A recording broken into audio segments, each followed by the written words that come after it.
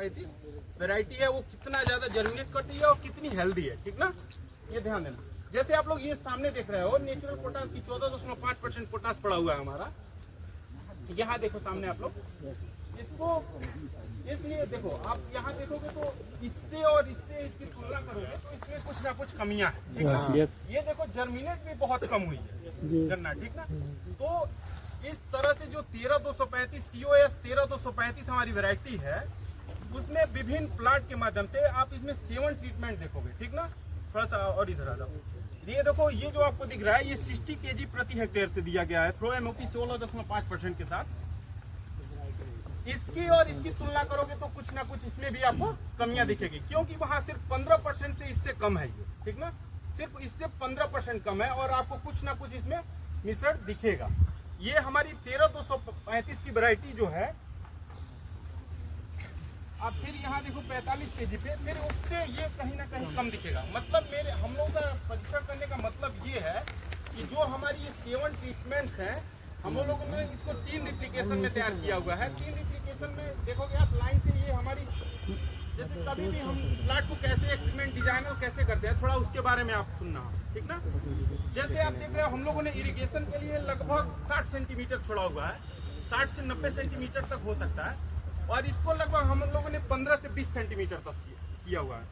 और बिल्कुल border line पे हमने जो भी किया हुआ है, बॉर्डर लाइन को हम लोग कलेक्ट नहीं करते हैं इसमें, ठीक ना। अगर हम इसकी सुक्रोज भी निकाल रहे हैं तो हम बॉर्डर लाइन को छोड़ देंगे। जो बीच की हमारी लाइनें हैं जैसे 1 2 3 4, इसी चारों लाइनों को क्या करेंगे हम ऐड करेंगे उसमें। सिर्फ बॉर्डर लाइन को इसलिए छोड़ते हैं क्योंकि बॉर्डर लाइन से हो सकता है कि हमारी मिट्टी के बाद भी यहाँ से भी इसको कुछ पोषक तत्व मिल गया हो, इसलिए हम लोग इस बॉर्डर लाइन को छोड़ देते हैं। सिर्फ इसमें हम सेलेक्ट क्या करते हैं, सिर्फ 4 लाइन को, मतलब जो हमारी 4 रो होती हैं, मतलब 1 2 3 4, इसी से हम जर्मिनेट को कैलकुलेट करते हैं, इसी से हम टीलर्स को कैलकुलेट करते हैं, इसी से हम केजी प्रति देखते हैं कि कितना कुंटल प्रति हेक्टेयर हमारा ये प्रोडक्शन हो रहा है। उसी में हम देखेंगे कि हमारी जो सुक्रोज की मात्रा है वो कितनी % है। उसमें हम देखेंगे कि ये जो पोल आ रहा है हमारी गन्ने की जूस का जो पोल आ रहा है वो कितने % है। आप देखोगे कि इसी 13235 का भी हमारे लैब में जूस विश्लेषण का कार्य चल रहा है। अभी मैं आपको चल के दिखाऊंगा कि ये कैसे कैसे भगता है और कैसे नीचे आता है, कैसे ऊपर जाता है। बिल्कुल हाइड्रोमीटर के माध्यम से हम आपको बताएंगे वहाँ, ठीक ना। तब तक सिर्फ आप ये परीक्षण देखो, ये आप देखो कैसे वेट को कैसे कट करना है, ठीक ना।